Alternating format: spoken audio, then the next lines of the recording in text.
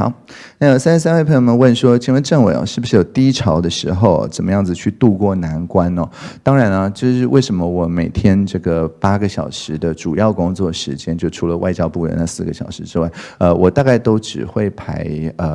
就是8个番茄钟。我们知道一个番茄钟是半小时嘛，那所以8小时的时间就是16个番茄钟。但是我每天都只会排8个番茄钟的工作量，意思是说，理论上我每工作半小时就可以休息半小时的情况，但是当然，这现实哪有这样子的？大家就是做完半小时之后，就发现，哎，这个有人急着找我，然后我就下个半小时就要处理突发的事情。但是纵使是这样子，我还是可以留不少的时间给自己。那主要的原因就是说，因为如果是被时间追着跑的话，那基本上只要进入一个好像是觉得什么都很 urgent 的状态，那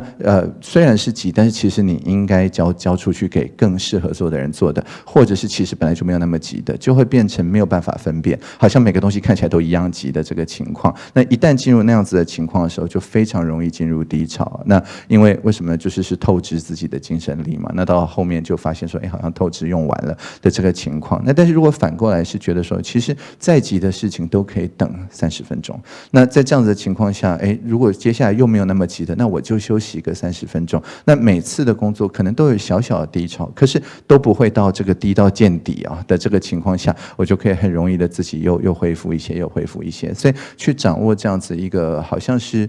就是缓急这个劳逸结合等等的这样子一个节奏，我一直都觉得是蛮重要的。因为如果没有这样子的节奏的话，非常容易 burn out， 就是尤其我们在院本部每件事情看起来都10万火急的情况下，那就很容易说，哎，那我就透支自己的精神。但是因为你如果觉得每个都很急，就没有透支的结束的一天了。所以我一开始进入院里的时候，就是学到最大的功课就是